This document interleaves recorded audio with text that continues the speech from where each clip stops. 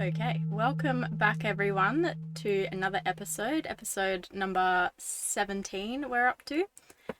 Today we're going to be responding to some really interesting viewer questions that we've had come in throughout the week. It's been quite exciting to hear from some of you guys and hear your perspectives and your point of views and what you're struggling with. So yeah, we thought we would attend to those today. We've done our best to address the sound issues. For now, this is pretty much as good as it gets until we manage to get our Bluetooth microphones. So thank you for being patient with us over the last couple of videos. But yeah, hopefully this is good enough for now. Yeah, you may hear some background noise, some traffic. We do live from our vans, so we are subject to the wind and all that sort of stuff. Shall we get straight into it? Traffic. Traffic. Listen, despicable. Not really. Not really. But it's something that we have to, we just have to kind of put up with it, don't we? Yeah. For now. For now. All right. We'll start off. This comment, some feedback came through our new Facebook page, which is exciting because that's the first bit of contact we've had through there. Alrighty. So, hello. You put out a video recently on your YouTube channel titled "We Need Your Help." I don't have an account on YouTube, so I can't comment in your comment section. This is the first of your videos I have ever seen. I have now watched through a few videos and also a few shorts of yours, and in responding to "We Need Your Help," I am offering a response. It appears you are a team, and yet the man does almost all of the talking. To me, this is a time when the feminine needs to come forward and share her wisdom, especially when it goes against the role she has played for a long time, and the masculine must support this movement. There is a natural balancing which occurs when false identification begins to dissolve, and that is, whatever the orientation was before the dissolution, this orientation shifts so that the opposite polarity has the opportunity to express itself as well, which in turn balances out the shadow expression of the primary orientation / polarity. So far, it appears the woman in these talks is playing the role of asking a kind of universal question and the man is answering, and she is looking to him for the answer, which in itself is a dynamic which many people are no longer wanted to invest in energetically. This is, for the most part, especially if every video appears to follow this pattern, an archaic template, and I believe you are losing interest or not attracting much interest because of this. It is not just that rooting in the silence is still very challenging for most to turn toward, but the presentation must flow with how the higher wisdom is currently moving through human consciousness. What happens when the man is the primary offering of the wisdom is that a content appears dry, detached, somewhat cold, and very inaccessible, lifeless, irreverent in a way. This is how I experience your presentations. I hope this helps. It is bold and humble to ask for feedback. This is why I felt moved to respond. So a very complex statement, filled with points, observations, coming from a personal point of view. So do you want to feel free to go ahead and comment, respond to that? Well, firstly, should we address why you are the main person doing the talking? Sure. Okay. Go on then. No, you go on then. Okay, so for those of you that don't know, because we haven't actually done much of a introduction on our backgrounds, where we've come from, who we are, I'm a beginner here. I'm about 2 years into an apprenticeship, and this is my teacher. This is my guide, master, if you want to call it that, Master Jing. So maybe we do a little bit of an interview around you. What's your background? Why are you the teacher here? Why are you the guide? Why are you the one doing the talking? There's a more important element really to consider, is the fact that the whole point of our mystical inquiry is to disidentify, to detach from the story, the so-called individual person. The term we give it is ego. So these comments that you're going to hear today, a few points on them, they do express quite a significant and important duality. Obviously this person is just expressing their own position, their own point of view, and potentially maybe ascribing some kind of absolute or universal truth to their own perspective. But as you'll see soon from the other comments that we're about to get into, it's a very contradictory and opposite actual point of view that these two other people have expressed. So that's something to consider. We're not saying that anyone here is wrong or right. Obviously, somebody's expressing their own side of the story. But there's a reason that we don't particularly get into our own personal stuff. Is because we're in our mystical cultivation and spiritual cultivation. We want to detach from the never-ending story of personal experience or personal view, personal opinion. We want to detach from the ego and learn to encourage our mind to once again reach out and make contact with the whole of the experience of life. Now, the communication that you receive via these videos really has the same aim all the time, and that is to encourage a detachment from the incessant story of the ego and your own personal point of view on things, and instead begin to guide your awareness back to the experience of the whole. Now, that's an objective kind of reality. It's an objective fact of your experience that you can either be caught up in your own personal perception and your own personal experience, your own memories, your own opinions, your own interpretations and analysis of the present experience, or you can be guiding your awareness deeper into awareness of the whole of life. Now, for most people who would be watching this show, whatever it is, this channel, they're looking for some kind of encouragement and support and suggestion to detach from the misery or the suffering that we experience within ourselves and once again reconnect to present awareness and present reality. So we don't focus so much on ourselves, on our own personal stories, and that's why up to now I have done most of the talking, because Arwen is a first year apprentice, which means she's attacking the first year training curriculum of our school, and she's very inexperienced with regards to the world of mysticism, the world of self-mastery, and her insight is still developing. So when it comes to the fact of mystical cultivation and expressing that, essentially it's my job to do that. Now, if we were to spend more time having Arwen explore her own personal story, her own personal past, which I'm more than prepared to do, essentially what that does for her internally is continue to feed and give attention to the very thing that she's in her cultivation attempting to overcome.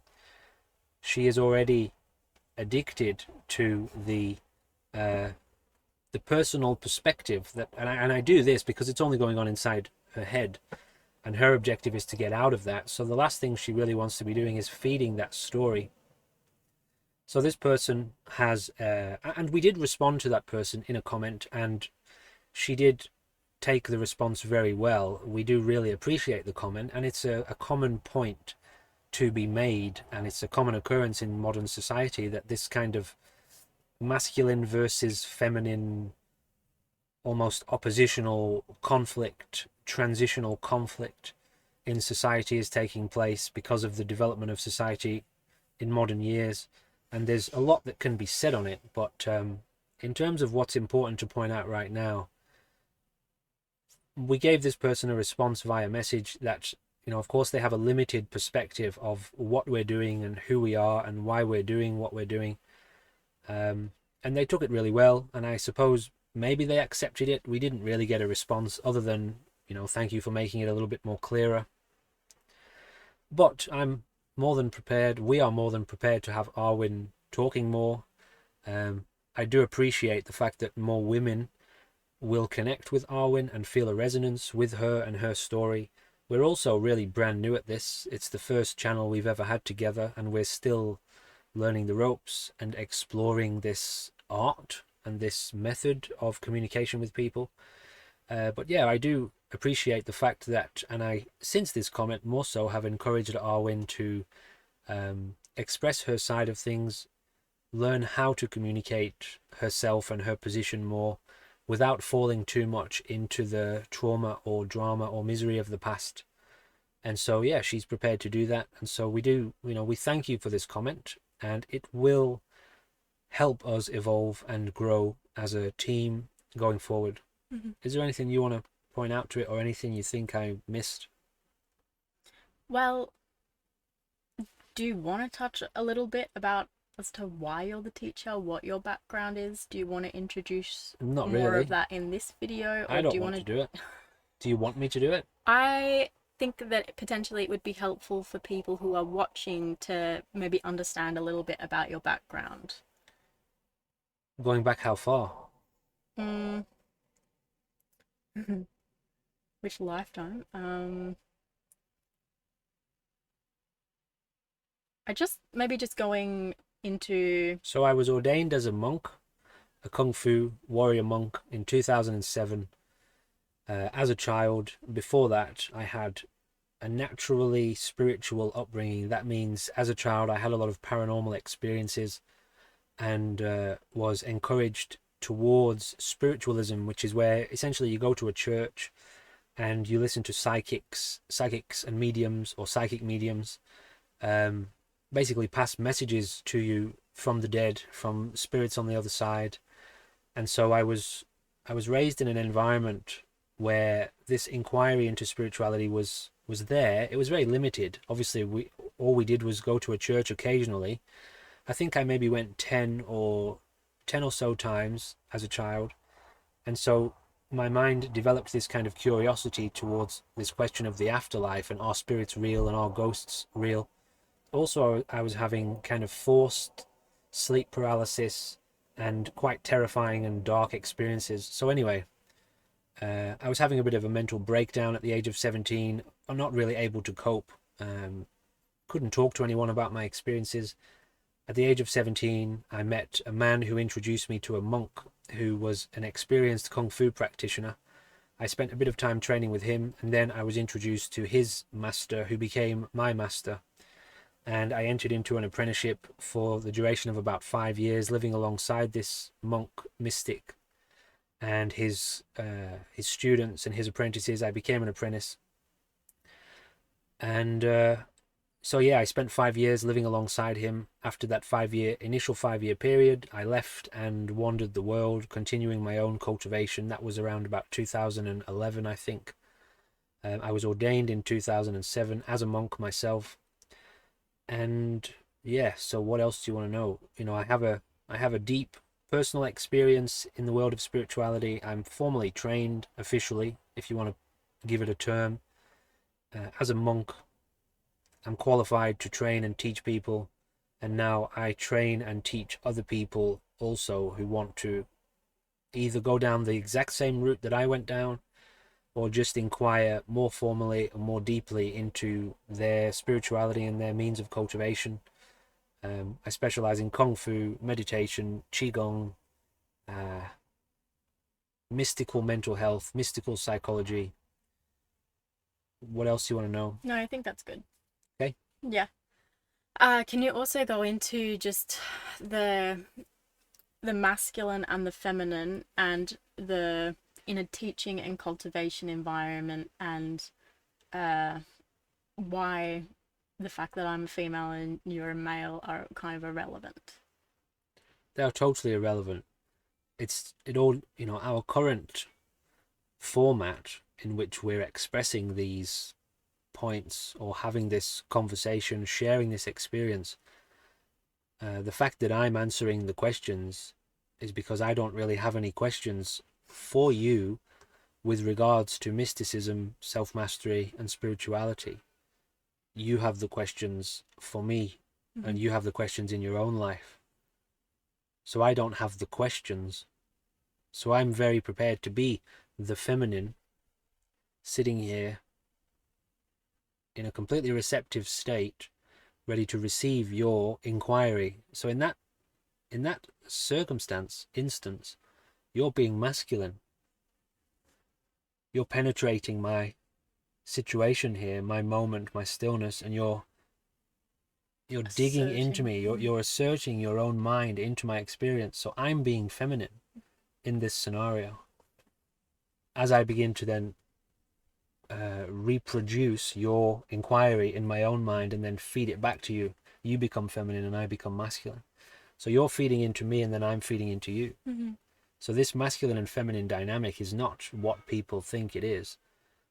It's always in balance. Even if you try to overwhelm it, it becomes a kind of corrupted form of masculine or feminine, which then leads to very deep suffering and stress, which then inevitably comes back to a more of a balanced approach. And that's what we're seeing in modern society. It is not, you do not balance out a society by making all of the females masculine, by the women who feel like they've been oppressed then becoming the dominant force and beginning to suppress and oppress the men. That's not how it works. We're seeing more and more of that in society, though, because there is an encouragement of this corruption to make males, let's just keep the language simple, to make males very feminine and to make females very masculine. And so there's a massive amount of confusion and anxiety and stress and anger and fear around all of these concepts. So where do you want to go with it? Ultimately, the main point of it is, in your cultivation, as you begin to reconnect with stillness, the masculine and feminine elements of your energy will unify and balance out. That is literally this symbol in Kung Fu, in the world of Taoism, is yin and yang, masculine and female coming together. They are not really separate. They are connected by an invisible force. You just, unless you're very sensitive to this force, it can be hard for you to detect what's going on. Mm-hmm. Also, if a person is approaching this particular dynamic based off of their conditioning, which, this person has obviously watched one of our videos and then took a little dive into a few of our videos, hasn't reached out with any kind of questioning of their own perception before they've made an observation and then kind of given that observation to us. So their perceptions are based off of the surface appearance. A big part of this form of inquiry is you have these perceptions in yourself and you have these observations of life. How do you know if that's true or not? Are you immediately believing that your own interpretation or your own analysis or your own perception is the truth? Now, I think this person who approached us, we're very grateful that they gave us this question, and as we gave them the response, they received it very well and stated that things had become more clear. There was no further communication after that. This is not a student of mine. This is not somebody who's inquiring with me to receive any kind of direct instruction or anything like that. But it's a very important point to note. What we're about to get into now is the opposing, not opposing, but a contradictory viewpoint, a different viewpoint. We've got two more comments here to go into. Mm-hmm. Is there any further points you want to get into with regards to that comment? No. Also, to that person, once again, thank you for responding to the request. We put out a request in the video, and we do need your help. We do need your input. We're not here to offend anyone, although we inevitably will. We are simply here to explore the present moment with regards to the disciplines of mysticism, self-mastery, and to help kind of tailor our experience in a guided way towards deeper enlightenment and deeper peace. And so thank you for your input. I hope our response was not too jarring or offensive. If you want to come back with a further response to engage in a kind of dialogue and communication, then by all means feel free to respond to even this comment. I'm always happy to talk to you in person as well. If you want to explore these concepts and ideas more deeply, another point is to potentially consider the fact that although you might perceive this kind of dynamic to be archaic and uninteresting and undesirable to a lot of people in modern society, we're not here under any circumstances to appease or to appeal to most people in modern society. We don't operate under the same dynamic. We don't abide by the same way of being, way of living. Our energy operates extremely differently to what most people do. Even most people in the world of spiritual inquiry are expressing a very surface level, shallow, and introductory version of spirituality, which is absolutely still revolving around the I, the identity, where my spirituality is all about me and my journey and my story, and that is the egoic sense of spirituality. It always starts there. This leads us on to probably our next question, Yeah, actually, or quite our well. next comment, because it's a question about spiritual ego. So first, before you get into that, um, how do you interpret or experience what I've just said and this person's comment and this whole dynamic? What's your take on it?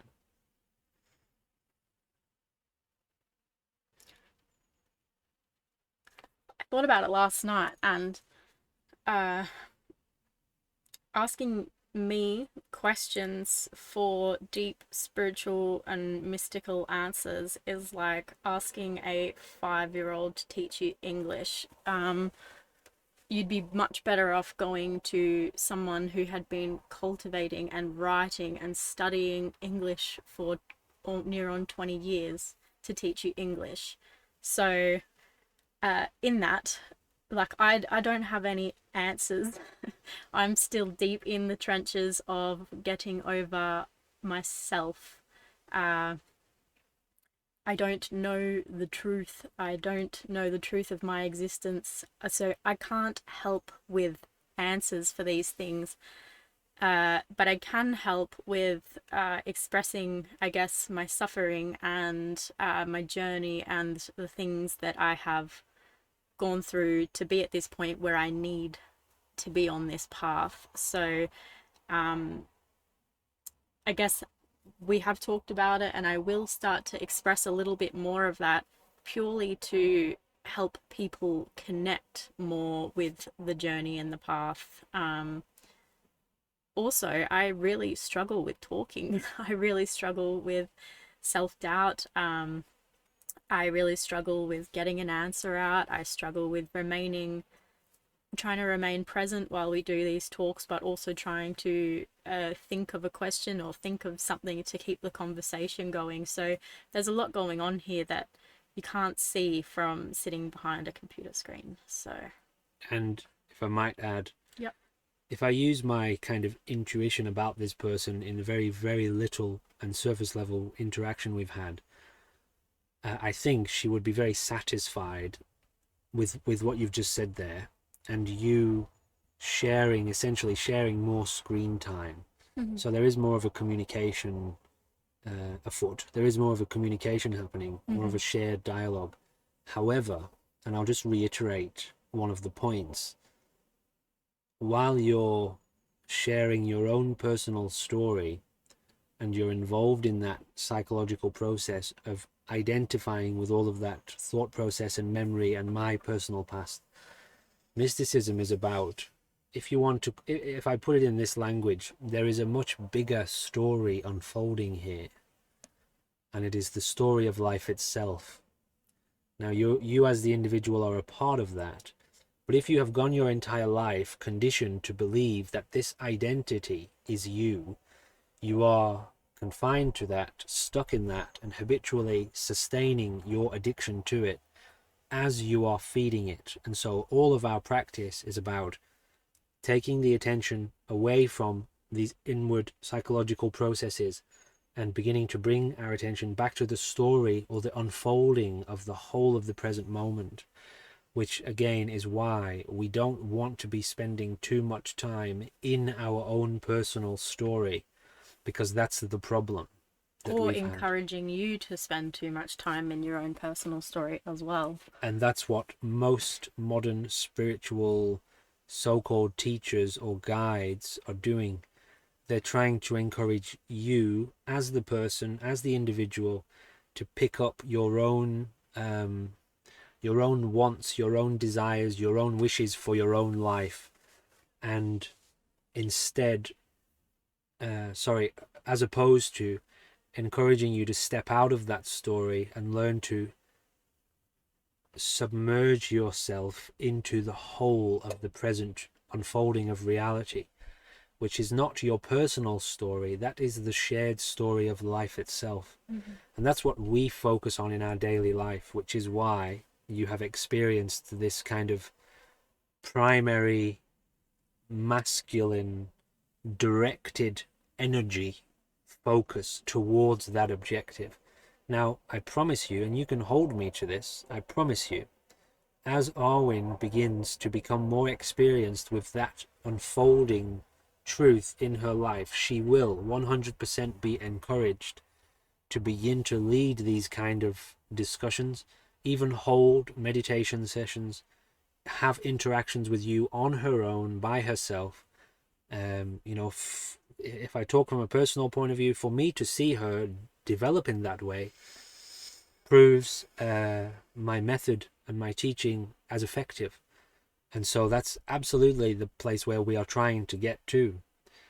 So we're on the same side here in this conversation, Mm-hmm. but we do have to just be very cautious about how we approach it. As I mentioned to this person, and we'll go on to the next comment in a second, in our school, teaching is reserved for third-year students. Now, that does not mean that you have to be doing it for 3 years, but there's a first year, second year, third year, and an ongoing kind of very deep fourth year element. It may take somebody 3 years to reach first year, to get qualified and fulfill all of the requirements for first year. Arwen is a first year student. First year is primarily physical. To get qualified in Kung Fu and personal training allows you to begin to train people and earn a living from that qualification. So the actual deep spiritual elements of our teaching, you have to either be third year or very close to third year and have demonstrated a deep awareness of chi and presence and insight into the nature of mind and energy and presence before it's deemed safe for you to be put in front of people and begin actually guiding people. So Arwen is a baby. Yes. In that regard, we're all babies in many regards, but with regards to this particular dynamic, Arwen is still finding her feet. Mm-hmm. I think it's also important to note that I myself have had these similar kind of perceptions that over the last 2 years I have slowly been getting over. My journey to the beginning of my journey in spirituality was very much manifestation based, and the masculine and the feminine and female empowerment. That's kind of where I started. So yeah, I've had these perceptions myself, and I've had to work on them and to get over them. And sometimes it has been a challenge in the teaching environment to get over that, but you do, because you can just sense the wisdom in getting over it and getting over yourself and finding more peace and more stillness. If I was to continue holding on to that stuff, I would just be stressed and anxious and confused, and it doesn't lead you to any kind of peace or stillness. So yeah, shall we move on? Sure. Is there anything you want to say on that? No, it's great. It's all fair. You know, if you want to express more of your own personal experience, um, your own personal memories, and things that are relevant to you, that's fine. I've already expressed why we don't do that, Mm-hmm. or at least why we don't put a lot of emphasis on that. But this platform here is essentially a bridge between the modern world of mysticism, this kind of very traditional and ancient world of mysticism, and the modern world that people are in. And it's a clear fact that people are going to resonate personally more with you and your story, because you're closer to your point of origin, if you want to put it that way. You're closer to the point where you started to get involved. Mm-hmm. Whereas probably people who've been practicing and cultivating for a very long time, who just want a bit of support, or maybe a connection to somebody else who's been also cultivating for a long time, will probably resonate more towards my own energy or expression. And that brings up a very important point with regards to our long-term focus here with Mystic Society. Is we do want to cultivate introductory education, initial beginning communication for people who are potentially wanting to maybe take their inquiry into spirituality beyond where they've managed to get it to, and consider like deep mysticism or deep self-mastery or monastic communication to be very new. They're a beginner in that world. We do want to communicate with people like that to help them, but and this happens in a lot of kind of mystery schools or traditional mystical schools, is as they offer their services to the general population, there are a lot of foundational and beginning and introductory trainings and methods and environments like meditation classes set up for those people. But at the same time, in the background is usually it's a home. Those environments are usually a home for lifelong mystics or monks, people who are very serious about turning their whole life towards the reality of mysticism and inquiring into truth. And so there will be private communications and private classes done that aren't particularly suitable or accessible to members of the general public, because they're just not appropriate, because they can be very deep and very intense. And so I'm more than happy to encourage and go with this channel developing more towards more people, so that more people can connect with you and us. At the same time, I would encourage anyone who's not too interested in hearing the same kind of, let's say, beginner or introductory information, to reach out and establish more of a private connection to us. And we are actively developing our social media environments, and we've developed a Discord server, so that's going to be a private community for people. There will be a link down below for people who want to get more into the in-depth kind of long-term or heart-focused, intense forms of cultivation. Right, so this one is from Speckless. Hello, Speckless. Hello, Speckless. This was in response to a video of ours that was responding to some of your comments. So I think we actually responded to Speckless briefly in a last video, and this is another kind of response. So I'm wondering how a spiritual ego manifests and what to keep on the lookout for. Does spiritual bypassing come into it? I've been on this path for almost a year now, and looking back, I can see how far I have come along, especially observing when the ego moves and grasps onto things, and I am consciously moving more towards discernment instead of judgment. But I know ego can be a trickster, and me thinking I've got a handle on it feels like hubris before the fall. On another note, some days I walk around with indescribable joy coming out of my chest, and I can't stop smiling at nothing, and I have you two to thank. I found you a few months into my own awakening experience, and your discussions have helped guide me on this razor's edge and kept me grounded. I can't thank you enough. Well, that's very beautiful, actually. It's very nice to receive that kind of feedback. And just as an initial note, let's take that in hand in hand with the previous comment, and just look at the nature of personal perspective. And it is very important that and I'm not saying that one person is wrong or one person is right, but it's very important to understand about ourselves that we have our own filter, our own process of analysis and interpretation of present experience, which, as we begin to expand our perspective on presence and look at consciousness and present reality unfolding objectively instead of through a subjective interpretation, we start to see that actually a lot of our own personal interpretations of things are limited. True if confined to that limited perspective, but as our perspective broadens, suddenly that observation no longer applies. And so just a simple observation that it's very wise to address our own perceptions and our own observations and inquire into our own perceptions to find out whether or not they're real or true. Let's inquire deeply. And one of the best ways to do that is to initiate a conversation. You can put these observations forward and then have them kind of come back at you with more, maybe a bit deeper consideration to test them. So that's one way to do it. All right, getting on to the comment itself. What's your take on it?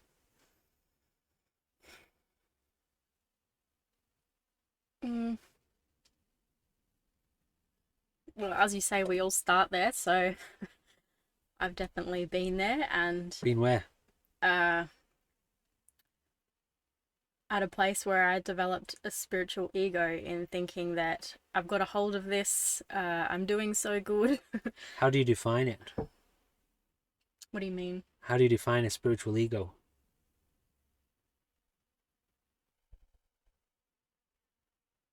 Mm, as basically another lie or something that isn't true.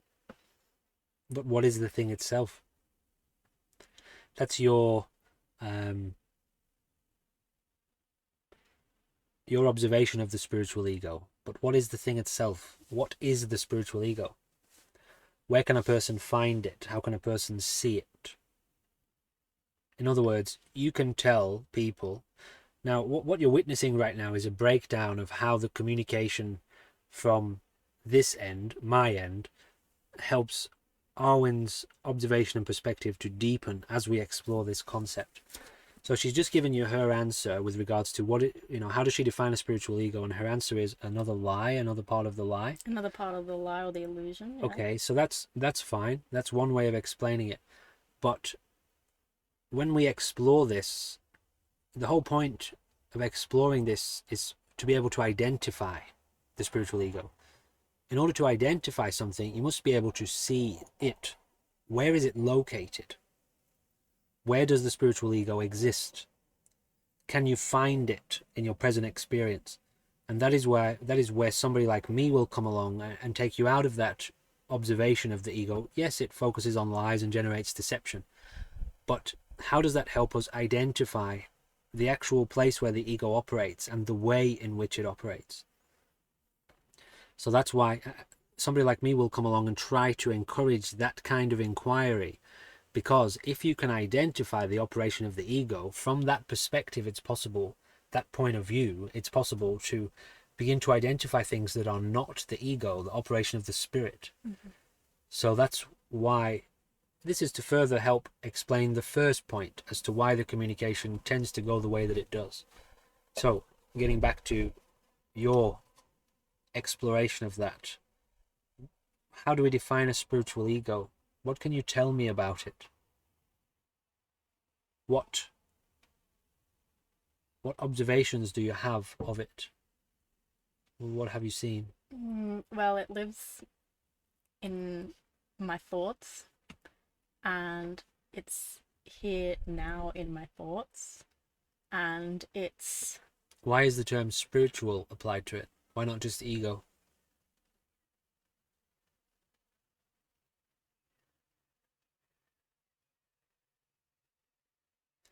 And remember, this question isn't about you. This is from Speckless. This is from Speckless. So don't answer the question for yourself. Okay. Well, I mean, you can, but ideally you would be answering this question for Speckless's inquiry, because the point has come from Speckless. Sorry, I say he. I don't know whether Speckless is male or female. So anyway, it's part. Essentially what you're witnessing here is this active teaching and training element of how we communicate constantly to further develop our ability to inquire into a concept or an idea. This is contemplation. So this has come from Speckless. We're answering the question for Speckless. Mm-hmm. So how can you help Speckless with your... I can just see my own ego squirming to try and find an answer. Okay. Good observation. So let's make it more simple then. What is Okay. it? What is a spiritual ego? Let's just give a simple, practical definition of it. Part of the ego that thinks that it has had a spiritual experience or knows more about spirituality than others may, um, that has attached itself to the spiritual Right. path or something. Yeah, we could say in this conversation, um, lazy ego would be an ego that kind of, or an identity that kind of revolves around elements of laziness. Or we could say an obsessive ego, which is like an ego that just can't put things down and is always obsessing over specific points. So if we say spiritual ego, right, we say an ego that has developed an identity around believing itself to be spiritual. I am a spiritual being. I have had spiritual realizations. I am spiritually awake. I have awakened. Right. I have gained powers. It is this identity that forms around spirituality. Now, we all have a spiritual ego. The ego itself is a spiritual ego. This experience of being here at the moment on earth with this ego is an experience of being awareness itself, so the spirit of life totally present, with this illusory identity operating in the brain. So that ego is the spirit's ego. The collective ego of humanity is the spirit of humanity's ego. So we all have that ego. Now that's more of a deeper explanation of it. What Speckless is trying to get at here is this identity that evolves from spiritual inquiry. So as we begin to have spiritual experience, or we spend months and months meditating and we start to have little breakthroughs, and we start to identify, or maybe we've been through some kind of ritual, some kind of retreat, we paid for some kind of course and went away for 2 weeks and did ayahuasca in the jungle and came back, and now we feel like we're so amazing. If we've got a really bad spiritual ego, we think we're better than everyone else. We think people are morons and idiots because they don't cultivate. The spiritual ego tends to develop along these kinds of lines. So that's a little bit of a definition for it. Can you just remind me of the question? Like, Sure. is Speckless asking how do we identify it, or I'm wondering how a spiritual ego manifests and what to keep on the lookout for. Does spiritual bypassing come into it? mm, no? Spiritual bypassing is very interesting. You have to real spiritual bypassing is its own subject, and okay, potentially, if we want to create and conjure up this idea of a spiritual ego, a person, okay, they could become, their ego could focus on spiritual bypassing and elements of spiritual bypassing in an egotistical way. But you could have a conversation with a very deep master of meditation, and you go there, you go to this teacher and you say, this is just on the subject of spiritual bypassing, by the way, and you say to them, oh my God, the whole world is suffering. There's so much pain in the world. People are desperate. People are in fear. People are horrified. Whatever. And the master says to you, no, there isn't. What are you talking about? Where are you right now? What is really happening here? And in that moment, you could potentially have a bit of a breakthrough that you're carrying all of this stuff around in your head. You're sitting in a monastery, or you're sitting in a spiritual environment, and you're face to face with an experienced practitioner. There's nobody else around you. It's just you and that person. And you're telling him the whole world is suffering and everybody's in fear and everybody's anxious. And he's sitting there with you directly and he's saying, I can't see anybody else here. He could maybe even say, I can't see anybody here. Now, do you consider that to be spiritual bypassing? Because a lot of people do. They think it's avoiding the world and avoiding the suffering of life and selfishly focusing on one's own cultivation and one's own enlightenment. Spiritual bypassing is a very modern term, and it's one that gets thrown around a lot in the modern spiritual movement, the modern spirituality movement. And it comes from because people think that going away to live in a community or a monastery or a cave is trying to bypass the suffering of the world. Well, what if your whole inner identity and personality is addicted to trying to fix things and trying to change people's lives and telling everybody how they're supposed to be practicing, they're supposed to be spiritual, they're just generating suffering, and how they should all stop doing what they're doing and do better. So you, in that scenario, cannot bypass your own ego. Your ego is obsessively trying to get you to focus on other people's pain and suffering. And actually, I've met people personally who are so addicted to this form of behavior and activity in their own consciousness that they experience a tremendous amount of pain and suffering themselves. So they generate more and more stress to the point where they actually can't stop it from happening, because there is so much guilt and shame and fear and anxiety attached to the question of what would happen if I left these people behind, these people who are deeply suffering in society and causing chaos. Their minds are untrained and they are disturbers of peace. What would those people think of me if I left them behind? And their interpretation is that they're not allowed to leave those people behind because it's spiritual bypassing. So now their ego has used this term spiritual bypassing to trap itself in a hellish environment. And so there is much more that can be said on the topic of spiritual bypassing and how it manifests.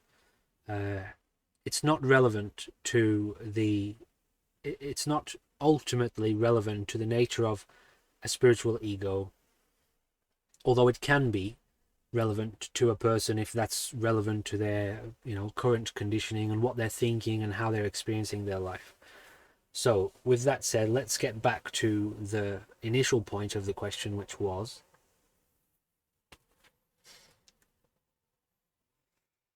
and then we'll ask Arwen how she interprets it. So So I'm wondering how a spiritual ego manifests and what to keep on the lookout for. all right, well, let's keep it very simple. There is present experience of life happening now for everyone.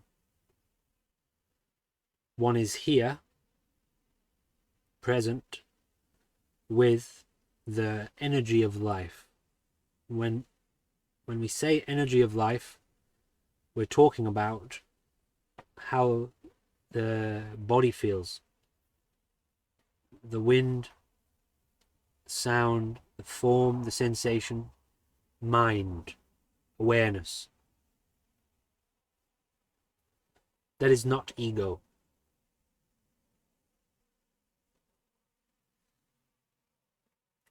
Within this mind, there is this process also happening within the brain of the body, of the physical body within the brain, which says me, I. That's the ego.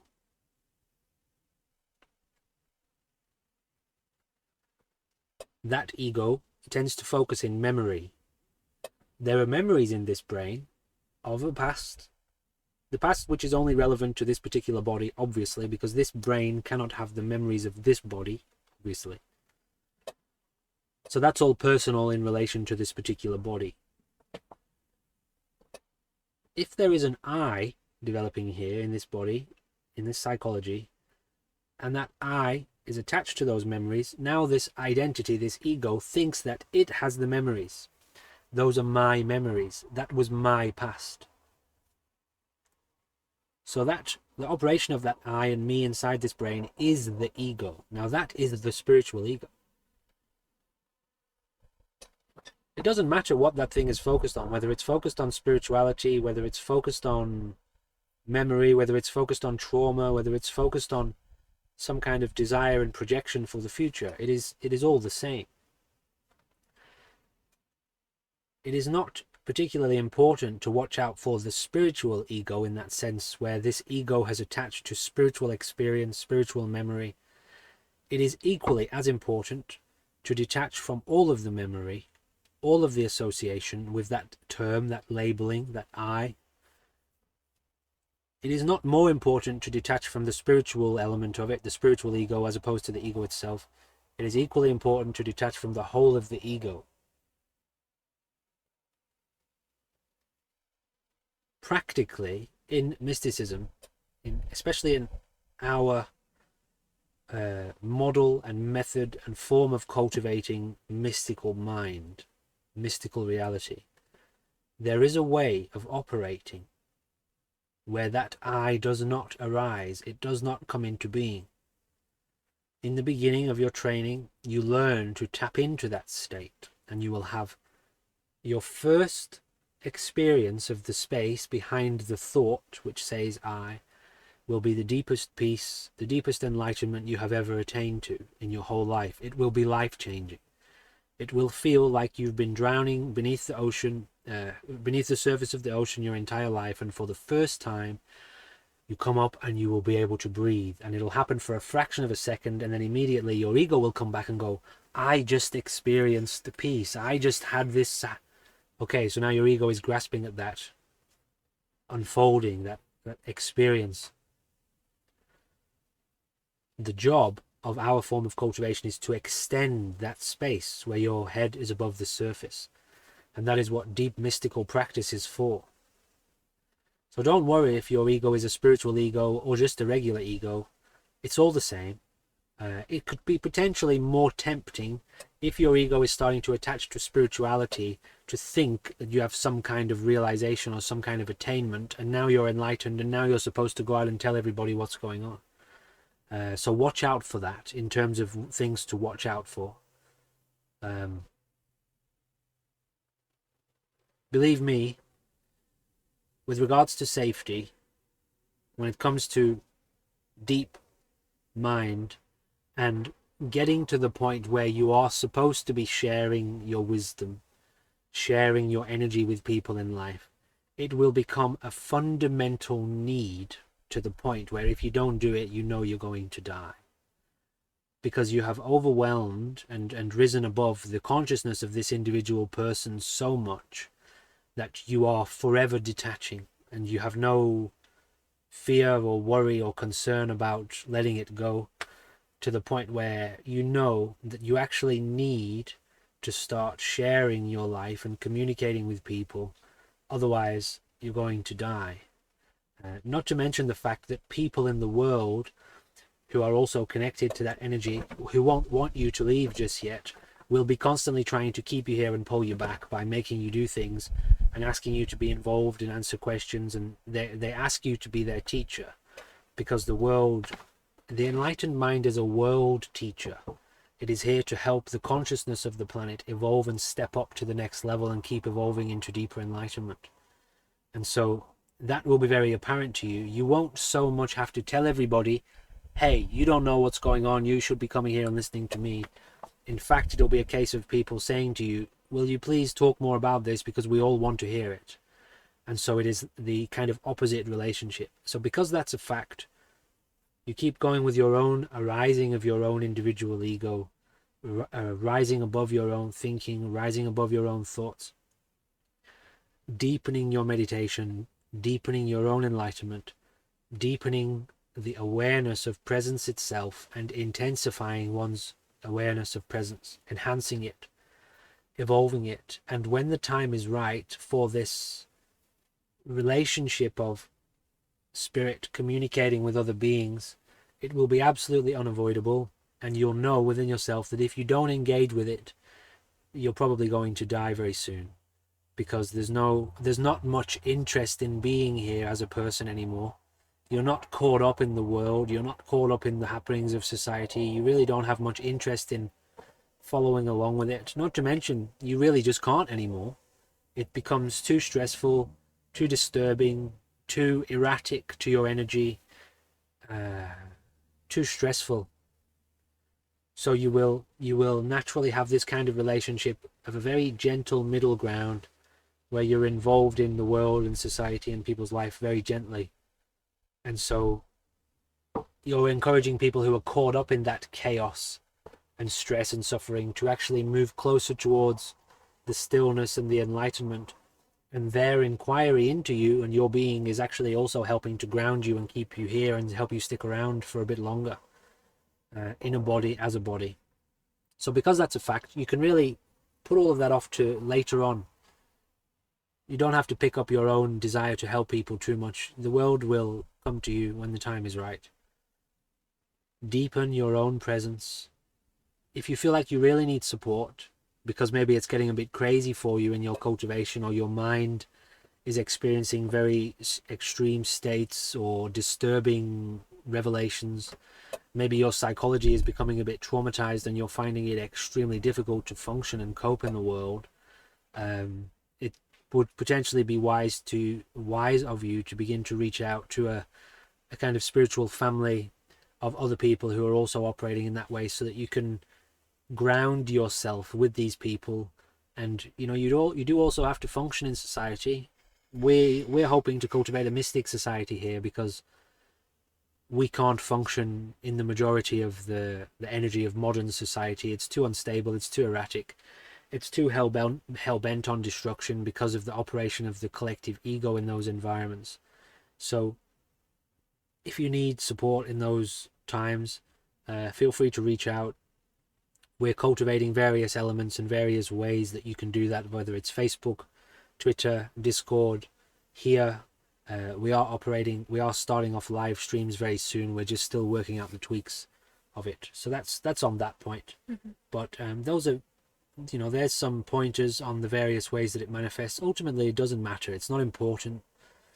Just continue going with your own cultivation and beware of the identity itself, which is grasping and identifying. Always continue to deepen your meditation and deepen your enlightenment. Are there any other points in that you want to drill into that comment, or that you want me to drill into? And then I'm going to ask you to share your own insight on it. So do you want to get back to the comment and just see if we covered everything there? Are there any other points here that you think it's important to, or maybe this point here? Some days I walk around with joy. Yeah, so some day, like the instability of the ego, some days you're walking around with joy and then you feel like you've got everything, you're all good, and then the next day you're like, bah! Right, so it's those elements that the ego will tend to grasp onto. Yeah. I just had a powerful out-of-body experience where this tremendous energy woke up in with me, and now I'm pretty sure I'm enlightened, because I'm pretty sure that's how it works. Or you're walking around in this elated state, and you think, wow, this is it. I'm there. I've found it. And then within a day or two or week, that seems to have settled, and you seem to be chronically depressed, and you can't get out of bed, and then your ego attaches to that. Oh, I don't want to be here anymore. I've had enough. And it's all the operation of the identity. Is that normal? Completely normal.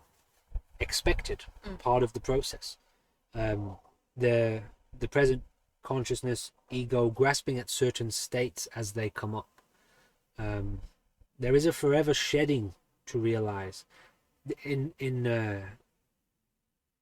is it Mahayana, I think, Buddhism, like the Tibetan tradition of Buddhism, have this, it's in different elements of Buddhism too, this lotus flower, this 1,000-petaled lotus flower, which is forever blossoming and forever blooming, forever opening up, is a metaphor and analogy to the nature of the heart, mind, the Buddha heart. The heart of enlightenment is this forever opening up, forever emerging awakening, emerging enlightenment, constantly kind of shedding the old petals, the old consciousness falling away, and this new energy, a new heart, a new light, forever kind of emerging life, forever awakening itself, awakening to itself, awakening from itself, forever and ever and ever.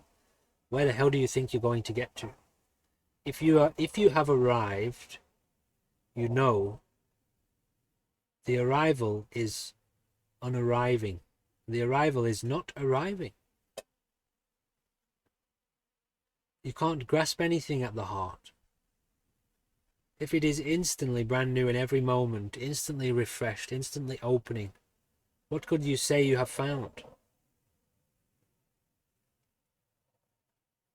The mind of the present moment cannot grasp itself. There is nobody to claim enlightenment. At the heart, there is nobody to claim enlightenment.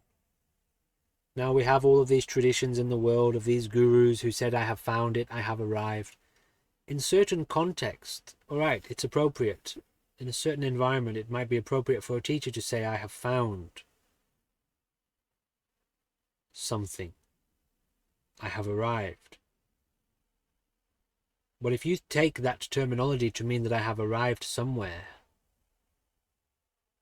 you're misunderstanding what he's meaning.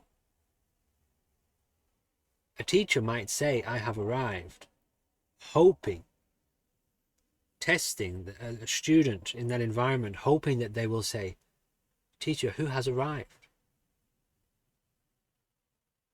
Who has arrived? Where have they arrived? And the teacher will then begin to detect in that student, oh, okay, somebody here is beginning to get somewhere. And then may offer another pointer. But when people generally hear somebody say, I have arrived, they may interpret that and go, oh, the teacher has found enlightenment, he has arrived. Because they're at a different level of their cultivation. So anyway, we have all of these traditions in the world of people claiming to have found enlightenment, claiming to have realized it. The space of enlightenment, the Buddha mind, the Buddha ground, the Buddha field, all of these different kind of graspable and tangible concepts which lead you to think there is some place that you get to. But I'm telling you, these are initial, foundational, conceptual, but also experiential states and insights that a person on their path connects to.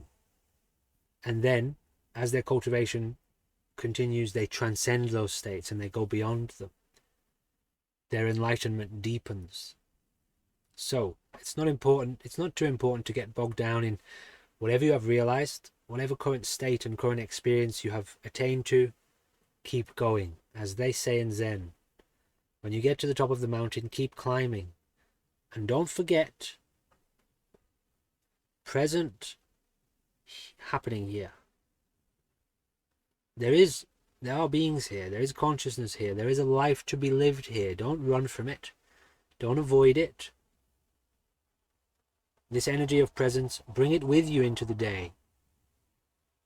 This everyday mind, everyday experience, there is love here. There is communication here. There is a sharing of energy here. There is work to be done here. There is food to be eaten here. There is food to be cooked and food to be grown. There are crops to be cultivated. There is a society here to help. There is no spiritual bypassing going on here in the present moment. What is happening here cannot be bypassed. How could you bypass it? If your energy here has awoken to deep love and deep presence, it is here for the world. It is here for you, for me, for everyone, for this whole planet, for this whole cosmos. This whole present moment is sharing this enlightening life. You can't bypass anything in reality. This term spiritual bypassing is one that is used in specific contexts. Don't get too caught up in it. Learn to embrace the whole of your present moment, and you will realize it's not possible to bypass anything. In certain contexts, it has been used to help people put shit down. Stop getting so caught up in the shit of the world, thinking you're here to save everybody. You have a spiritual ego. You think you're here to save the world? How selfish of you. Put that down. Go beyond that. Till the point where you probably don't even really want to help anymore, actually. All right, well, now we're getting somewhere. Now you can maybe, let's test that too, but now you can maybe start to help and start to serve. So it's a deep issue, deep subject. Could be continually broken down and explored in very many wonderful ways. So let's move on. Sorry. Go. I don't have anything more to say on it. Why not?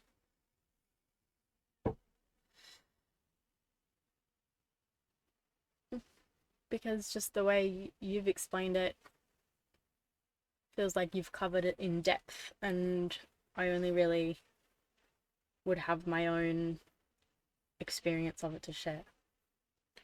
We'll do that. For the sake of people watching who we know are interested in hearing your current perspective. And if you're not interested, you can just spiritually bypass. No, sit, listen. Let's share your current understanding, insight around it, or just your side of it. What's your take on this subject? What part, the spiritual ego or the spiritual bypassing? The spiritual ego.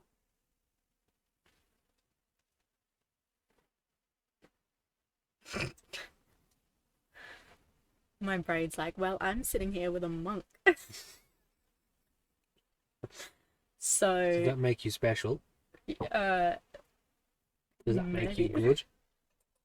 What is it what is it holding on to there? What does that mean? I'm so good? Or what? Look at it. Look at me.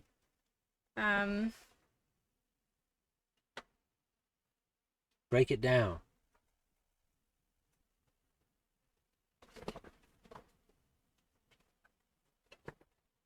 Yeah, like, well, I'm so special. Okay. Selfish.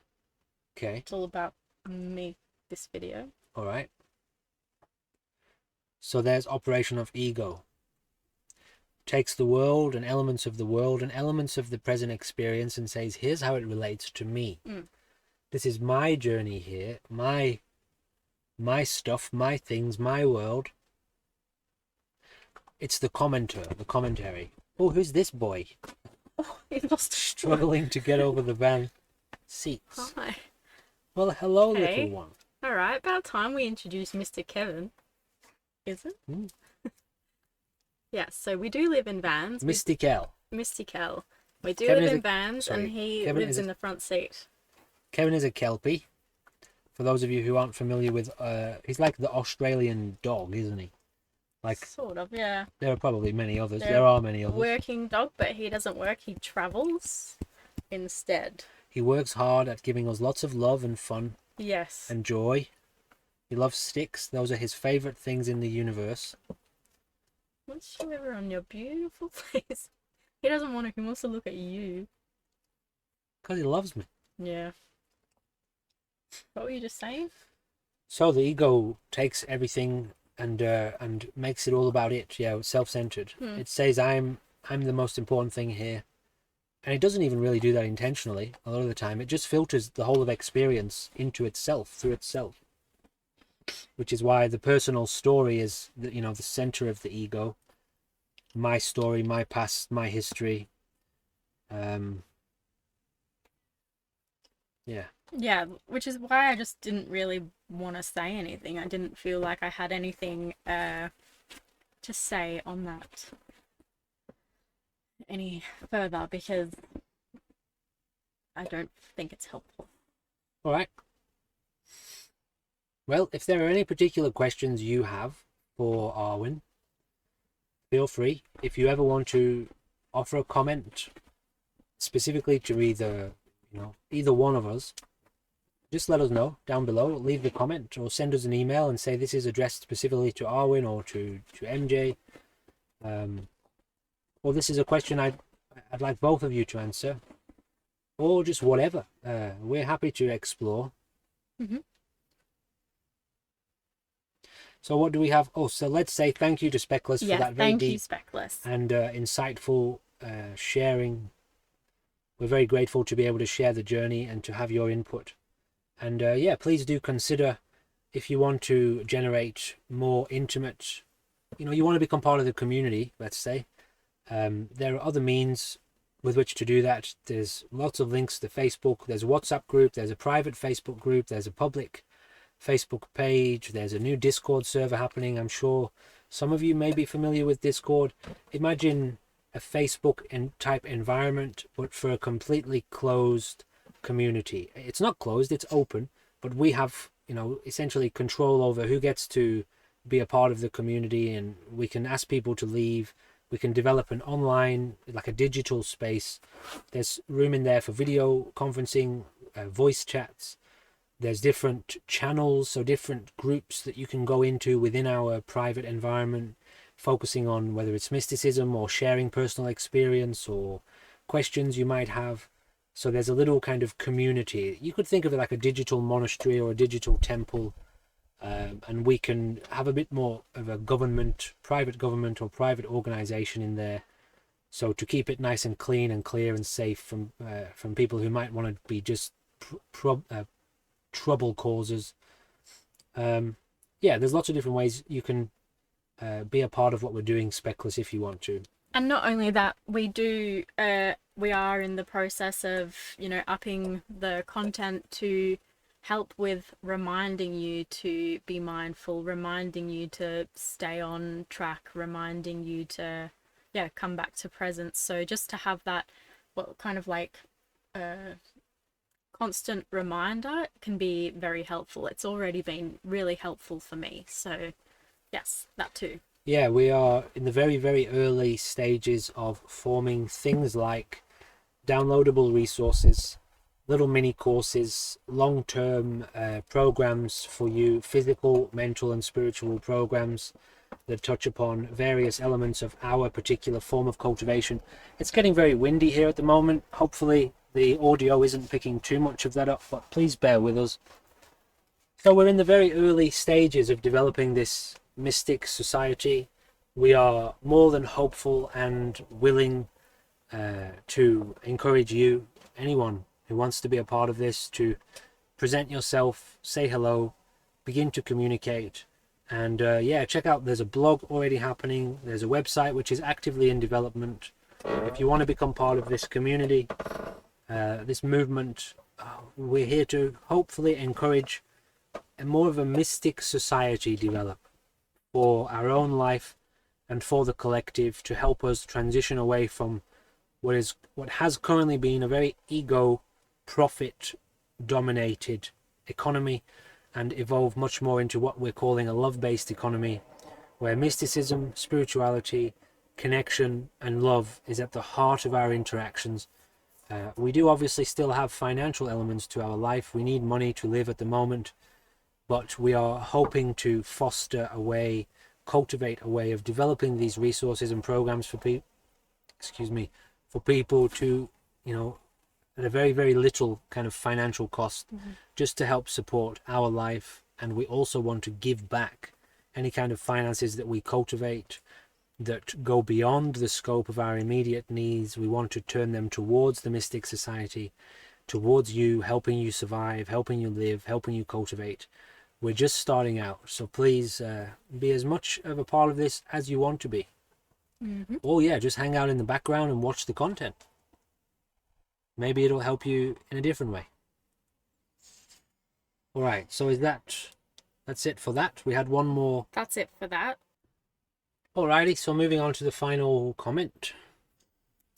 Okay, so from Sophia Plautz. Yep, we've had a couple of comments from Sophia so far. So thank you, Sophia. Thank you, Sophia, so far for commenting and being a part of our channel here, our little mystic society. We welcome you, and we express our gratitude for your input. Right, so this comment was in response to a video we recently put out, a clip called "How Do We Heal?" So thank you for these series of incredible videos, but I have a question. The way to heal is something practical, attention in the present moment, awareness, etc., which really makes sense to me, because when I was thinking too much about situations, somehow it caused more conditioning than resolution. However, a question arose when I came across this. If this is the way, the path to healing, What psychologists do is exactly the opposite. It is thinking, analyzing, revisiting the past to heal. And I've already heard from someone I know who went to psychologists and instead of helping, it got worse by analyzing past situations.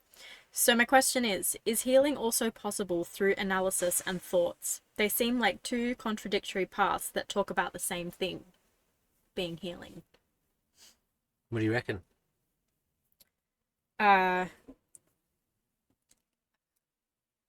well, yeah, it seems that modern day psychology, medicine in general, doesn't take into account our true nature. So, um, I think that psychologists and therapy can be great for the ego, but I don't know how it helps the spirit. What do you reckon? Well, there's quite a few things you could get into with regards to this. The ego is so powerful. You can have an experience of being confined to a very, very self-destructive, self-critical, hateful ego, and many other terms can be applied to it. As an example, you can go to a psychologist and talk to the psychologist, and a psychologist can help point out, like reflect back at you. Do you realize you're doing this with your thoughts? Do you realize your thoughts, the way you're thinking about this, is actually creating problems? If you were to think about this in this other way, and then they can help express certain things, and because the ego has such a grip on you and your energy, your spirit, even in those moments where you have this little, wow, this little reflection that actually happens in your spirit, it doesn't happen in your ego, but it causes you to kind of step into a way of seeing the thought process a bit objectively, and that causes the psychology to change, which then generates a healing because there is a breakthrough. A little bit of the ego, which has become so tight and constricted, actually relaxes, and energy of the spirit shines through. And so, yes, it does generate a little bit of healing.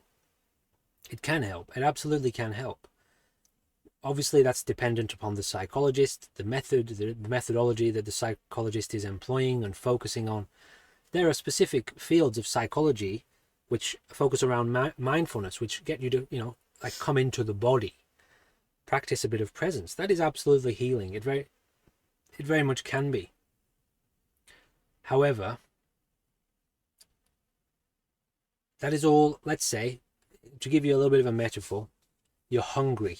In fact, you're starving to death. If your ego, your experience of life has developed for so long and has been conditioned in such a way to be so confined, so constricting, so fearful that you are maybe deeply resentful of your own existence, you don't want to be here anymore, or you're deeply fearful of society and the world, or just so afraid and hopeless or depressed or whatever it is. So that's starvation. Yeah, you're starving. You go to a psychologist, they give you McDonald's, KFC. They give you a Mars bar or a Snickers. That's going to help because you've been starving. But it's a bit poisonous, isn't it? It's definitely not the best food you could be eating, but if you were starving to death, I would rather you ate a McDonald's Big Mac than nothing at all. And that's like some elements of modern medicine, Western medicine. It's going to feed you somehow, and it definitely helps. Of course it does. You'd be completely ignorant to say there is nothing in Western medicine. There is nothing in modern psychology. And I know that's not what you're saying, but some people erroneously go that way. Psychology is a part of this, but it's just one part of this, and it's a very limited part of this. You will not find answers, deep revelations into the true nature of mystical reality, the true nature of your spirit. That is not contained in the psychology. That is the present experience of life, which is connected to present energy. So you must be exploring present energy of life to begin to get to grips with the operation of that energy and how it works, consciousness itself. But currently, here on Earth, in this very limited realm of humanity, the psychological functioning is dominant, is master of society. The ego is running the show for most people, focusing on profit and personal success and rising in status and Hollywood and the great deception of acting and maintaining some kind of image. This is running the show down here. So you have to get to grips with psychology too. You have to get to grips with your own psychology and learn to step into what we call mystical psychology or mystical mental health, which is, if you're contained in the psychology, you are subject to the psychology, and you can begin to navigate in there, like being caught up in a river, a rapid river, white rapids. All right, well, you're in it. You're being bashed around by it. Begin to try to operate this way and turn this way and turn that way, and that is mastering the psychology while you're in it. But to step out of it totally, and as my teacher, his metaphor, to be on the bank of the river, observing the comings and goings of the torrent. If you fall into it, you get carried away by it, and you can jump in and swim around and help people in there if you want to, or you can stand on the bank and be totally out of the shit. Maybe you're even on the bank with your hand in, trying to help other people get out because you're strong enough to stay on the bank and hold on to the bank and pull people out. Maybe it's fun. You want to jump in, swim around on your canoe and go white river rafting. Fine. But if you're confined to it, it can be a hell. So it really depends on the psychologist, the particular branch of psychology that they're focusing on. Psychology has a place, but you will not find enlightenment in psychology. You will not find answers to the deep, mystical inquiry of life in the psychology. You step out of it and you step back from it.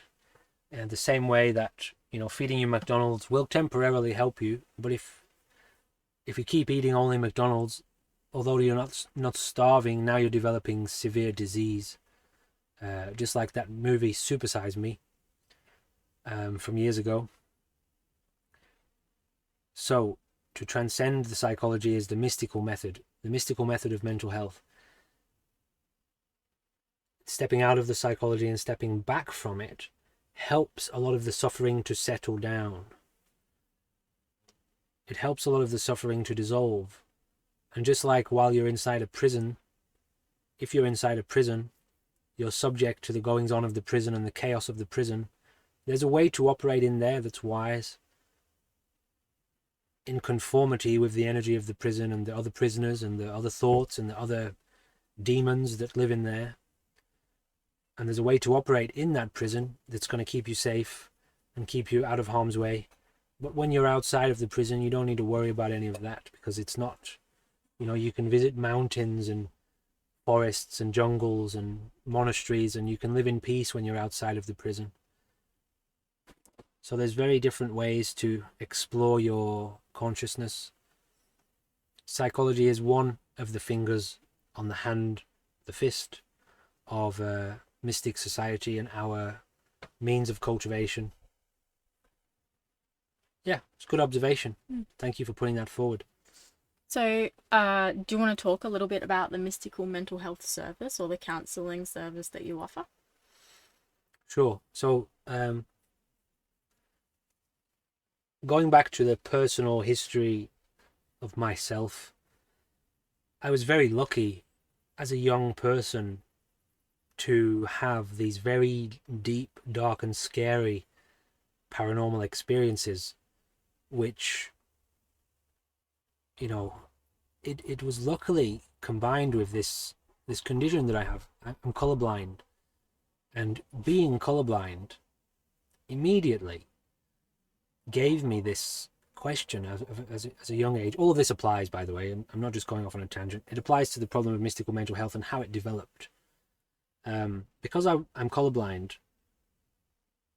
I learned straight away to see the world and look at it and go, okay, so I'm seeing this particular experience and other people see it differently.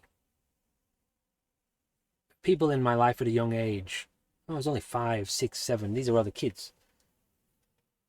they say, you don't see right. We do, but you don't. And I say, okay, well, if everyone was colorblind, you who see normally would be the one who doesn't see right. So even as a very, very young person, I had this immediate awareness of how there are different experiences in life. And so I don't actually know if what I'm seeing is real or if what they are seeing is real. They don't actually know if what is they are seeing is real. Kevin really loves flies. He loves to try to eat them, and he's doing that at the moment, which is very helpful actually, because there's quite a lot of flies where we live. So from a very young age, I was lucky to have this experience that allowed me to question my perception and to question other people's perceptions. Now that's the colorblindness. From there, these paranormal, spiritual developments took place. Only once did I try to communicate with my family about them. And immediately I got this very strange, that's weird, we don't know, that's strange. Almost a kind of fear, maybe like, or kind of a caution around it. And so I sensed straight away, okay, this is something people are afraid of, so I won't talk to them. I'll just inquire into myself. So every night when I go to bed and I lay down and I'm having these forced sleep paralysis experiences and being pulled out of my body by what felt like demonic forces and visited by dark, fearful beings and all sorts of strange things happening to me, I knew that this is as I got older and became a teenager and began to hear about things like mental health, which you learn about in school, I was immediately able to detect that, okay, this is something that people think is insane. People think this is psychosis or insanity, and so they dismiss it. They think it's the wrong functioning of a brain or a person. Now, that's fine. They can think that if they want, but I don't give a shit what people think about my experiences. I want to know what the hell that is. How far does that go? What is causing that? Regardless of whether people wants to put the label psychosis or insanity on it, that's irrelevant to the fact that it's happening. That's like saying that the warfare that is conducted in the world today is evil. Okay, well that's fine if you want to call it evil, but what difference does that term make to the thing itself? How does that happen? What is causing that to happen? What is the experience of being stuck in that environment, subject to that environment? What is that like? Is there an alternative? Is there a way that we can operate to help that environment, to stop it from happening? These are different questions. And so people want to put the label on my experience as a kid, and I just knew straight away. So luckily, I have had a very deep and personal first-hand experience of many various forms of mental health issues, mental health problems, which modern medicine calls psychosis, schizophrenia, delusion, paranoia, depression, anxiety, sleep disorder, a whole bunch of them, which they have come to, try to prescribe medication for. I've never in my life taken medication for the purpose of addressing a mental health disorder. I've only ever taken it because when I was younger, I used to enjoy recreational medication taking in my wilder days. I don't do any of that anymore. So this discipline of mystical mental health has developed as a way of helping people helping myself, but also helping people who really struggle with the approach of modern mental health, modern Western medicine and mental health, and it doesn't work for them, or maybe they've tried it and they're wondering, is there another way to approach it? Is there another way to go beyond it?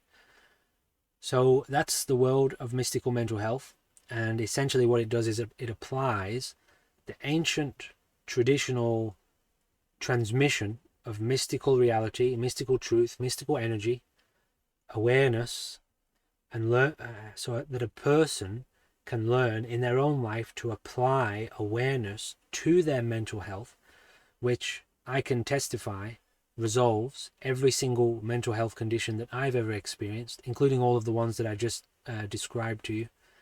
Not to mention, there are elements, so that's just applying awareness to it, essentially a kind of mindfulness, learning to step out of that problem and watch what stepping out of it does to the problem itself and how you feel about whatever it is you're experiencing in your brain at the time. But also, there are various elements of the mystical perspective on reality puts you essentially over here while life is unfolding, directly witness to it. At which point you can jump into life and go, oh yeah, let's put that there. That one, that's shit. That one's been here for years. It doesn't work anymore. That's crap. Get rid of that. Step back out and watch what happens. Okay, what we just put in there has evolved and changed over the course of a week. Let's actually jump back into the psychology and drop in this and put that in, and then step out and go, okay, let's sit here for a month and watch this person develop, their psychology develop, their behavior develop, experimentally, like scientifically. Okay, assess that, then jump in. Okay, those worked really well, but actually we've seen a lot more now over the last month. Let's take all of that out and bring it back to a complete present emptiness. And now that we've learned this about this operation of this psychology, let's jump in now and reprogram this, put this in, put that in, into the psychology, into the personality, into the ego, and help, because all of these elements are now going to help this person, help their life evolve in a very specific way. That's self-mastery. So mystical mental health really applies to those who really struggle with their mental health and who are suffering and who need immediate respite and long-term processes, long-term help and long-term results to, well, hopefully completely transform their experience of life, as my own inquiry into mysticism and mystical mental health and self-mastery has. That's it. Any other points on that? Anything in that you want to drill into? Uh, Let me ask you, what's your take on it? I know we don't particularly use the term mystical mental health in our communication, but you have been going through that process. Mhm. You had a specific kind of mental health in the beginning. Do you want to maybe express that for people to hear a little bit about your, about my mental health. yeah, past, present, and what you're doing at the moment to try to encourage your own mental health to evolve in a certain way? Okay. Well, when I met you, I was 2 years. How many? 2 years ago ago. now. Yep, 2 years ago. I had just been. It was just kind of after the pandemic era, the vaccine mandate era, and I had been subjected to some pretty harsh lockdowns in Victoria, and then subjected to the mandates, and through making a decision that didn't follow along with the what majority, my whole life basically had a breakdown. My relationship broke down, my friendships broke down, my living situation broke down, my work, my any idea of a career broke down. So I left that environment and became incredibly destructive. I was really angry. I was very insecure. I was very isolated, depressed, anxious, stressed, really stressed, and feeling like the whole world's problems were my problems and I needed to fix everything. So yeah, when I met you, I was fresh out of that situation, and yeah, in a very, basically I think about it as like I was at the point of giving up on myself and my life and people and society. I I don't think. Can I just ask you something? Yeah. Were you happy before you made that decision in your life? So when you made the decision, which, as you say, caused essentially your whole life to turn to a 180 before you had to make that decision, or you made that decision to not go along with what everybody was doing with regards to the rollouts and everything. Were you happy before that? Did you think you were I happy? thought I was happy. I didn't know how destructive deep down I was. I didn't know how anxious I was. I wasn't really paying much attention. And I think we've talked about it before in that, like, all the conditions of my ego were kind of met. So I was temporarily satisfied in this situation I was in. But I was living with so much guilt and shame and self-hatred that deep down I wasn't happy. I was very insecure about my appearance.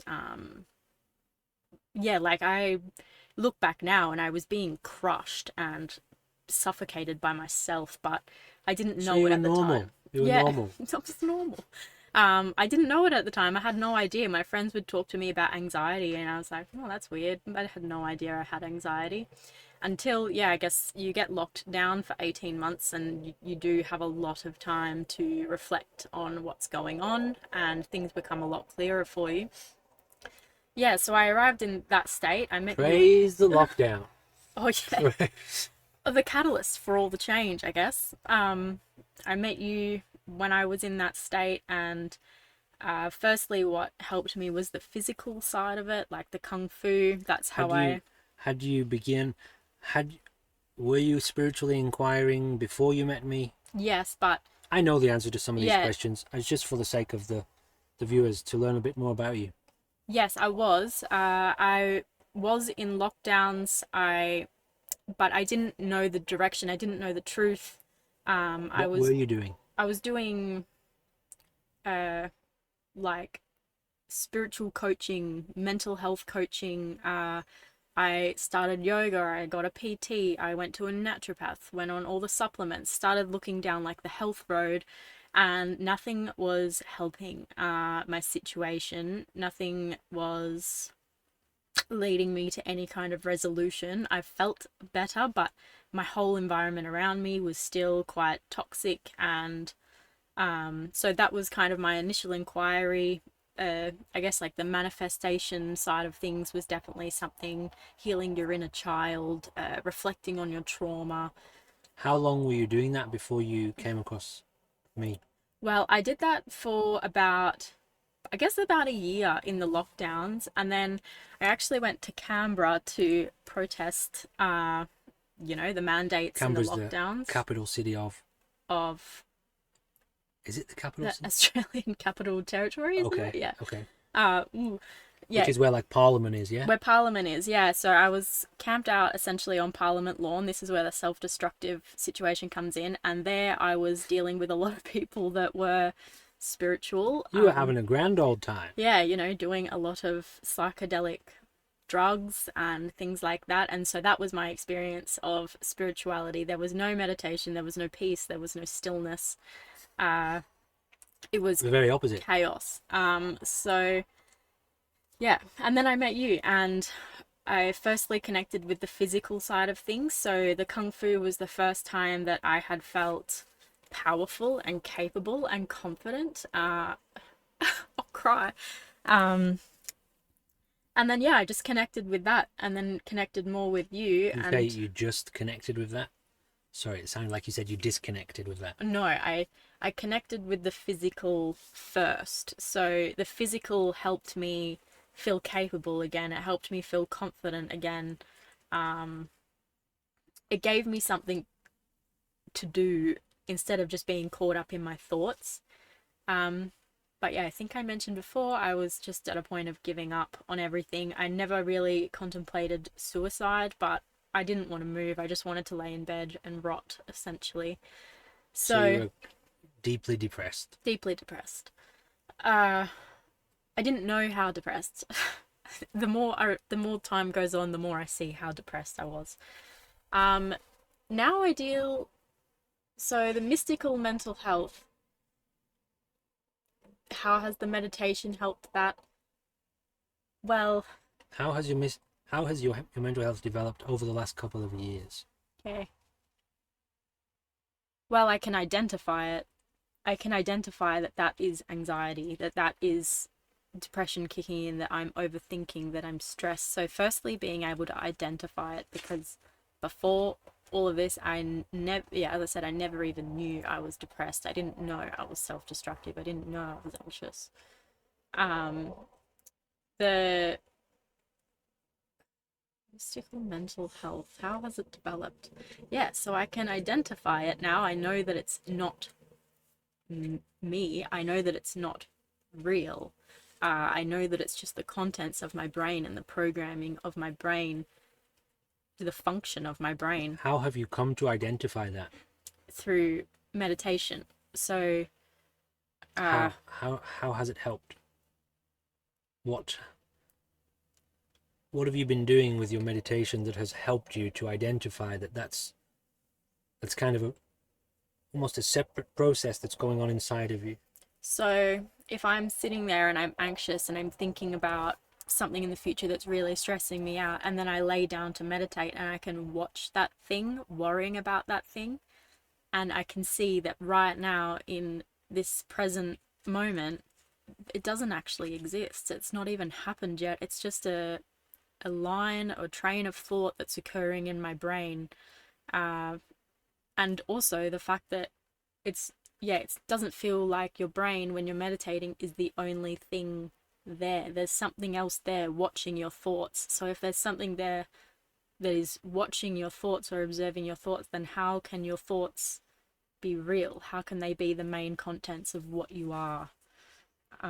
So that's a good question, and that would you say that's the question you're kind of sitting with at the moment?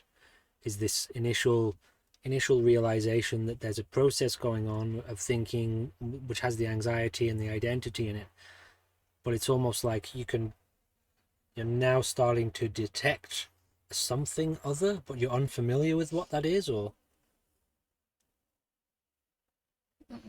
are you getting to know that? I'm getting to know that, but I am still unfamiliar with what that is. But I can sense that there's something much bigger. Can, I have brief moments of where everything just kind of levels out and I feel peace and I start to feel my own energy and that sort of stuff. And that's new for you? Yeah, new for me. And Yes. as in how new? As in Few a months? few months, yeah. So that's interesting, isn't it? You've been doing this with me for 2 years, very closely too. We live together, yeah. Yeah, and we have lived together for the duration of that 2 year period, and it's taken. You've gone through a process up to this point where over the last few months, you've had a real deepening. Mm-hmm. And just a little note. I know throughout this journey you've experienced a lot of self-doubt, right? Yeah. The doubt in your ability to even do this, or to, you said once to me, like, enlightenment, like, why me? Why would I deserve that? Like, who am I? Like, I'm no one or nothing. You have this interpretation that enlightenment is only for a certain few people.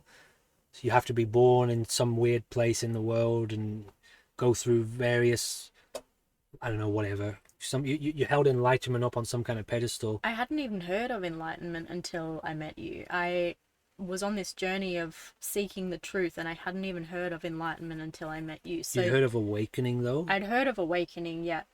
But yeah, to think of this term enlightenment, yeah, why me? How would I, why would that happen to me? Sure. So it's taken you. The only reason I bring that up is because over the last few months you've started to really penetrate what we call mystical experience, which can essentially be understood as a level of your experience which is much more deeply connected to the truth of reality, the truth of life. Mm-hmm. That's what makes it mystical.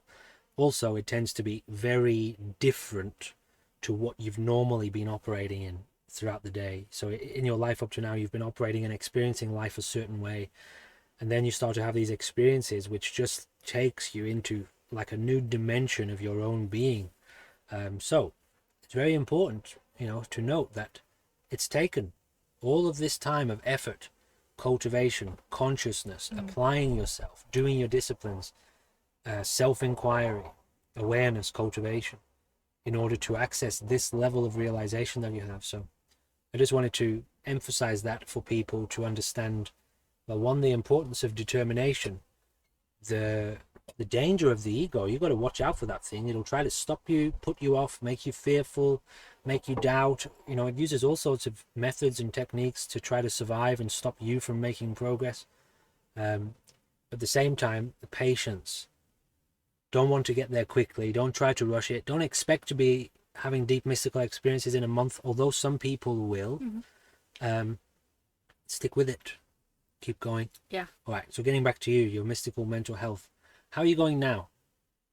How's it all going for you? How do you feel about your mental health and your prospects here and your potential and your lifestyle? And Yeah, worlds apart. I'm able to interact with my life in a more relaxed manner. I'm able to dismiss my anxiety and recognize that it's not real. Yeah, I'm just able to live with a lot more relaxation and peace and approach things from a much more relaxed and peaceful point of view rather than a stressful, anxious, overthinking point of view. But I still do get very caught up. I can get very caught up, and I notice that it gets more caught up when I'm more involved in the world and with other people, and when I've got a lot going on. But when I lose my practice, when there's so much going on that I lose my practice, my mental health starts to fall into a bit of a pit again. So it's maintenance, essentially. You've got to keep maintaining it.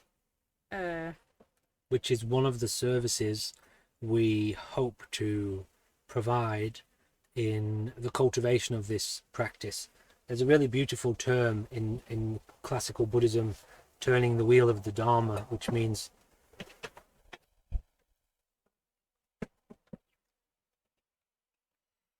those who are experienced in the form of cultivation, those who have cultivated realization, begin to help turn the wheel of the Dharma. So transmit the teaching and sustain it and continue to provide this service to the next generation of people, seekers, practitioners. And so we hope to be able to serve that for people, for you, to help keep you going, to give you a resource to check in with, to get updates, to get food and sustenance to help continually turn the wheel of your own cultivation. Because, as Arwin is expressing, we do find that, especially early, and by early I mean the first 10 years, the first 5 years, 10 years of practice, that's early. It can be difficult to remember, to kind of program these behaviors in, to program the focus, to program the mindfulness, to program the physical discipline or the mental discipline or whatever it is. For some people, it can be very difficult to remember, to stay on track, and they need support and they need encouragement. There are methods with which we can generate greater reminders in our own psychology, in our own mind. There are means of meditation and self-inquiry which generate greater reminders from within, but there are also ways that we can influence our environment to influence us in return, to help us remember, remind us of things that we're supposed to be doing or looking for or focusing on. Having a channel like this is one of those things. Having a teacher, having a guide, just being a part of a community where everybody else is cultivating that way. The same way that when you go on Instagram and you're scrolling through all your friends' posts, you're reminded of what your friends are up to and all of the things that they're interested in. Well, we hope to contribute to this society, platforms, areas of social media where you can go on there and be reminded of forms of spiritual cultivation, little elements of it, little realizations, little tips, little quotes, little methods of practice that over many, many years of cultivation will amount to a massive shift in your society, our society, collective society, your personal society, all of the voices and impressions in your brain and consciousness So yeah, we're hoping to help with that. Would you say that that's? I'll ask you, how have you managed to cultivate this greater discipline and reminding? By staying very close to my teacher. Um, Okay, so that's been your main method. for sure. What else have you been doing? What other tools have you been using or means have you been using to help keep you on track?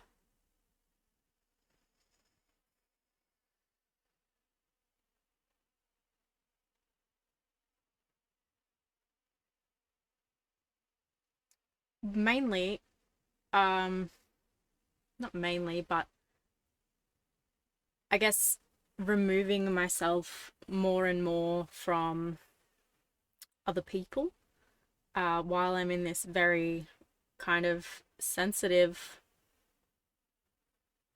unstable spot where I'm getting to grips with my training. Uh, Removing myself from, yeah, other people and. When you say other people, I'd just like to clarify. Mm-hmm. Do you mean people of a particular persuasion? Because, Ryan was here with us for 8 months. Somebody else came along and stayed with us for a little bit of time. We do occasionally interact with people. What people are you talking about? Mm, Because it's important for people to understand you don't have to like remove yourself from everyone. no, but people that I allowed to greatly influence my thoughts and how I felt about myself. I've had to detach more in order to be able to focus more on myself and my life and the direction that I want to go, and less distraction. It's just, I don't know, fact, the less people you're dealing with, the less distraction you have. So the more you're able to focus on here and yourself and your life and where you want to be going. So I think that has been the biggest help for me. It's been the biggest confidence builder. It's given me more motivation for my life, and I'm filled with less self doubt and things like that. Have you heard the concept that the you are the sum total of the 5 or 7 people that you interact with most in life? Have you heard of that before? Mm-hmm. Yeah, so essentially you are made up of everyone else. And so the people that you interact with most, which really means the energy that you interact with most in life, is what makes up this, it's what conditions this body and brain. And so, if you are experiencing a great degree of stress and drama and chaos, because that is the kind of energy you've accumulated up to now, when you begin to sever the connection to a lot of those forms of energy, it does take the form of like detaching from certain people and certain environments and certain activities and behaviors in society, and becoming more isolated and a bit more controlled over the kind of energy that you interact with. Now that's very dangerous because it's something that's abused in the modern world when it comes to spiritual environments, particularly cults. It's the main primary method that cults use to take over your life and dominate you. Is they start to sever your connection with your family and sever the connection with the outside world. They bring you into an environment and they totally control and determine and influence that environment, which then determines your psychological makeup and your behaviors, and can be very negative and very destructive. Now, we don't do that. It's totally up to the person as to what level of detachment or involvement they engage in. You decide what you do and what you don't do. And all I ever do with people is express how I operate. And I tend to stay away from people who aren't interested in spirituality. They're not really interested in cultivation. They want to be hyper involved in politics and society and drama and chaos. I tend to stay away from those people, and instead I associate more with people who are very light-hearted, spiritually focused, cultivation focused, mystically inclined. I love monks. Monks are my favorite kind of person. So I do that in the knowledge that that energy that I'm connecting to is going to begin to influence and determine my own experience of life. And so our environment of self-mastery is one in which our environment is guarded and protected from particular forces and particular energies that exist in the modern world, so that we can keep a very clean environment. Just like in a monastery, when you go to a monastery, you can feel the energy of the place because it's held to a certain particular standard. All of the monks have to uphold their vows, their training. There's rules and regulations and order and discipline there. And what it does is, over the years, it cultivates a very powerful form of energy that when you go there, you connect with that and it filters into your being. And so we do that personally for our own life. So it's very interesting to see or to hear how you do that.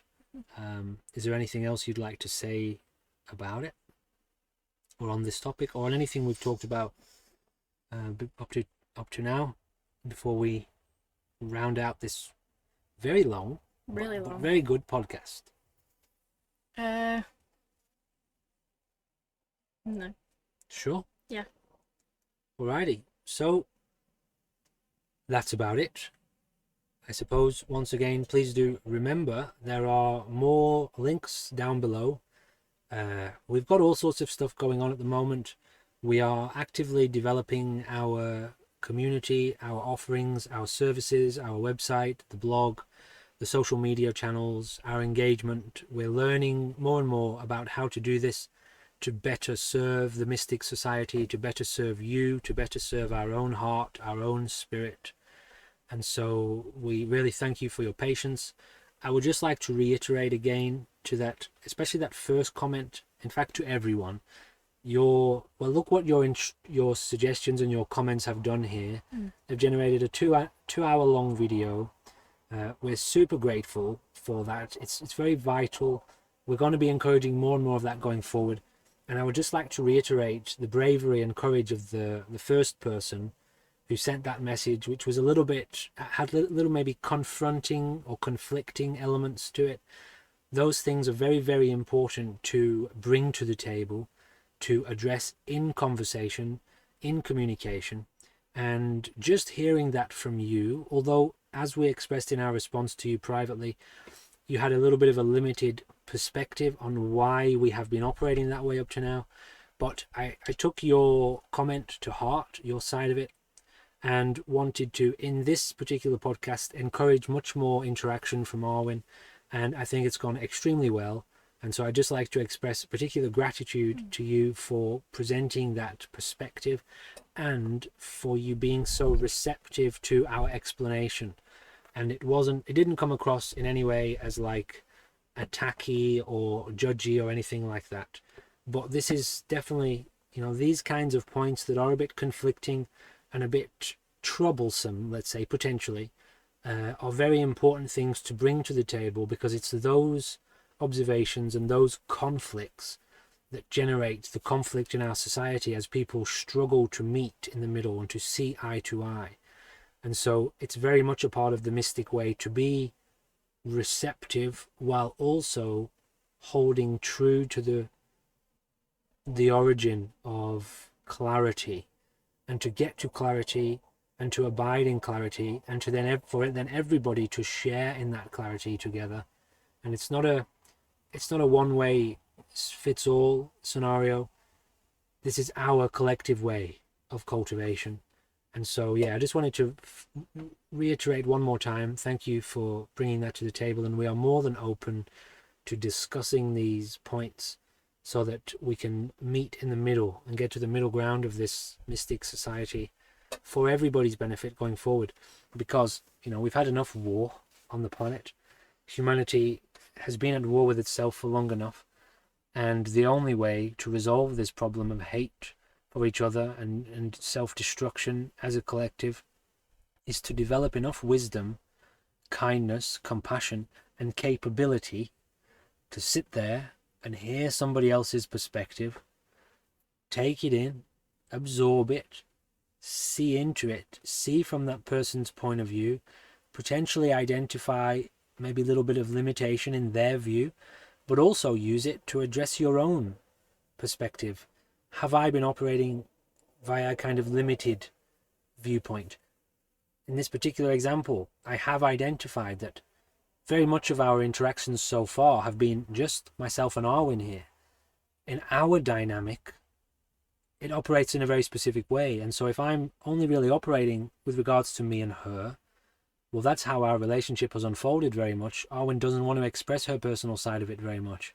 She wants to get more to my point of view. She wants to get more to the present meditation kind of mindset. However, we do want to be open to you being involved, and so I have taken your input and encouraged my position and way of approaching this channel. It's evolved because of your input, and we have to operate that way going forward so that we don't go to war with each other. So, thank you. Anything you want to say before we round it out? No, I think that's enough. I think that's enough from me. But yeah, thank you everyone for your comments. It's not enough from me. Thank you everyone from your comments. It really helps take the pressure off of me. I feel a lot more natural and more comfortable when the questions aren't coming from me and I'm generating the questions, because we converse a lot off of screen. Most of my teaching is off of the screen, and so to come on here and try and talk about something I'm going through when we've already talked about it it's just a bit repetitive and a little bit limiting for me. So to have the input from you guys is really helpful, and yeah, it's generated a 2-hour and almost 15-minute podcast, and we've actually both really enjoyed ourselves. So yeah, thank you. All right, ladies and gentlemen, as always, we really do deeply thank you for watching, and thank you for being a part of this. Thank you for being involved. Thank you for connecting, and we hope to see you again in a future video. Goodbye for now. Hey Kevin, you want to say bye at all?